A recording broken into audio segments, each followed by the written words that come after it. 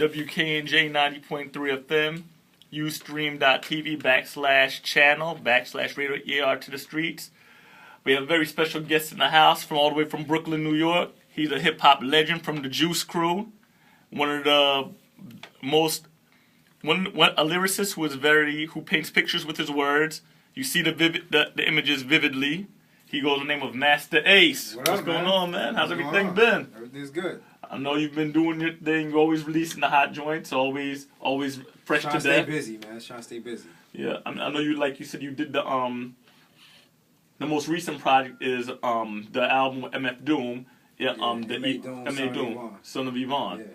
Yeah. And I remember when I was just talking to you just now about it, and I was like, when I heard it, I was like, yeah, a lot of these beats sounded familiar. You were like, well, yeah, I'm like, that's why, because after a while I started listening, like, when I first heard it, I was like, these beats all sound like, what type of beats did Doom give him? Did he give him, like, and then I realized that that's what it was a compilation. Yeah, what happened was, Doom had released a project called Special Herbs, which is pretty much all the instrumentals of every beat that he ever did for anybody, himself, other people.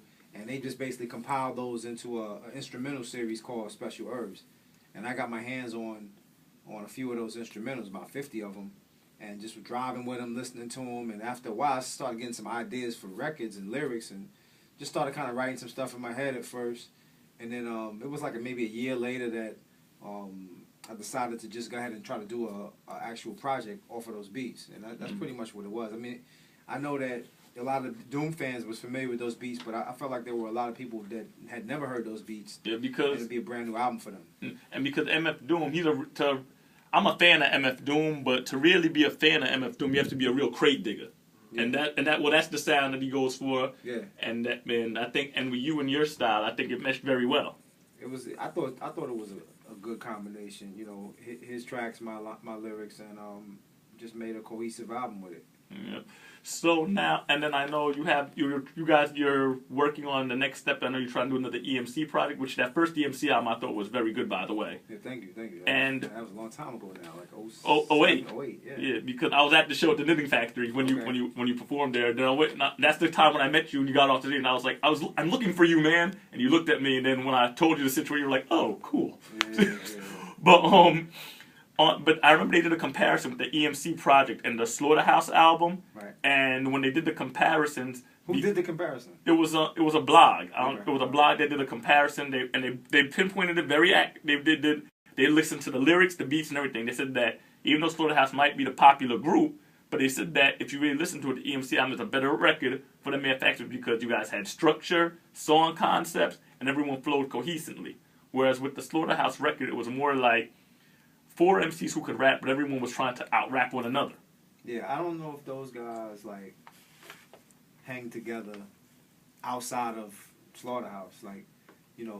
For almost 10 years, Strickland, Punchline, Wordsworth, we were on tour together, whether it was for my tour or whatever. So, we, being on the road together, you really get to know each other. You're seeing each other every day, you're in the van every day, and so that probably had a lot to do with it. The fact that we were, we had a connection separate from making records, and so you take that relationship into the studio, and you get a record that's a little bit more cohesive, like you said. Mm-hmm. And also, like I said, as I stated earlier, how the way you paint pictures with words, when you're telling a story, you really seeing the images, and take a walk. You actually have people think this is what life is like for an inner city young man growing up in the hood, with a dice game on the corner. The man, the guy telling you his name, but really he had another name, Raheem from 3B into the 3G. Right. And I was like, where does that come from? The way how you're so vivid with your wordplay. Honestly, it comes from high school. I was like a advanced placement English student, and all my English classes throughout high school was either honors or advanced placement. So I was just heavy into writing, creative writing. That was my thing. And when I had to write essays and things like that, I would try to really wow the teacher with, details and make you see exactly what it is, have the smells of the room and all of that. And so that just kind of carried over into my writing of lyrics, carried over. So and then, but yeah, because I've no, and even in the song "Crooklyn Dodgers," oh, that was actually my hip hop throwback. I posted that on Facebook today. Okay. Though, could you guys? How come you guys never made a full album like Buckshot and Special Ed? You guys? It was more like just schedule wise. We just couldn't mesh up right. You know what I mean? Like Buckshot had stuff going on with Duck Down. He had just signed a big deal with Priority Records at the time, big distribution deal. So they were busy trying to run their company. You know, Ed was doing his thing, I was doing my thing, and it just didn't mesh up right. But you ever think you guys might ever do like a Crooklyn Dodgers super group? You ever think? No, I think that boat kind of sailed now. I don't know if it would be really worthwhile to do. I know I wouldn't mind hearing that. I mean, there's a handful of people that wouldn't mind hearing it, but you know, it would have to. It's got to make sense, man. Like I said, like EMC made sense because we were always around each other. Right. You know, I rarely, but I bump into Buckshot here and there, I bump into Special Ed here and there, but it's not like we don't see each other all the time. Mm. But yeah, and being that you're from Brooklyn, a lot of times, who were some of? I know growing up you had your favorites of MCs, but now as you saw when Piso was here, he even again shout out to Piso. He was like on how he was a major fan of your music. Him living in Brooklyn now. Did you have anybody being from Brooklyn that you aspired to be like? Other than I mean, when I say be like, or that admired, with the exception of Kane, anybody else? Well, I mean, it wasn't about being from Brooklyn back then. It was just like if you was nice, you was nice. You know, Mm-hmm. I think like the first couple of cats that when I heard them, they made me rethink what I was writing. The first cat was probably LL, and then probably Rakim. And then probably Kane, and you know, each step of the way as you're an MC, as you're growing as an MC, as you're writing, somebody will come out that's just going left with it, and you never really thought about rhyming words that way. And like, okay, so you can do that too. All right, so it don't got to just be the last word in every sentence. You can rhyme 5 and 6 words in the line, and okay, let me try that now.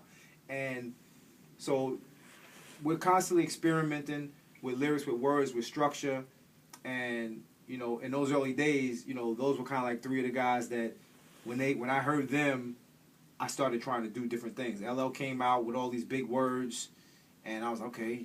He's throwing some big words, like 3-syllable words in there. Okay, let me get some bigger words.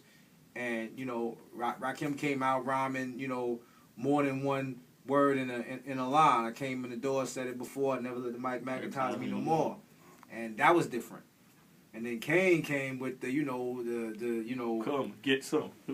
Yeah, I mean he was like rapid fire with the word, and then Kane came with really the punchline thing. Like he had punchlines with it, you know, and so that was another element. But many other rappers, man, that you know, pretty much anybody that I heard influenced me one way or another, just because that's what we do. We feed off of each other.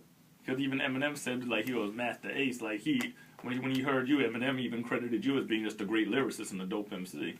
I mean, and I give him the same credit because when I heard him, I was like, wow, I've never heard anybody rhyme quite like that. You know what I mean? To me, he was another dude that kind of changed the landscape.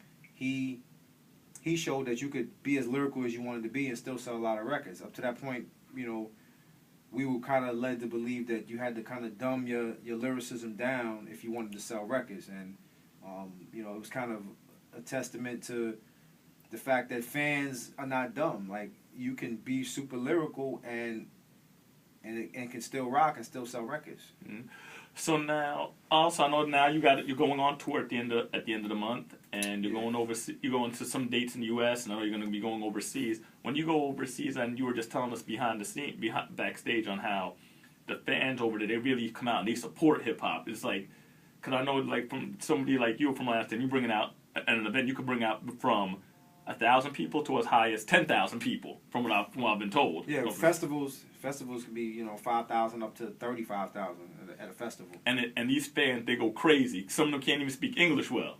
Right. Some of them don't speak that much English, but they know your music. They know the words to your songs, and they'll try to rap your lyrics to you, even though their English is not that great. I mean, they are really fanatical about it. I think they really have appreciation for the fact that you got on a plane and flew, over the ocean to be in their country in whatever club, that it might be at, and they appreciate that, like, because they don't know, they didn't think they would ever see you live or meet you live, and then the fact that you made the trip, they just show you their appreciation. You know, you have an in-store, it's 150 people at the in-store wanting to get something signed and buy something from you, and that's what it's about. That's what it's always been about.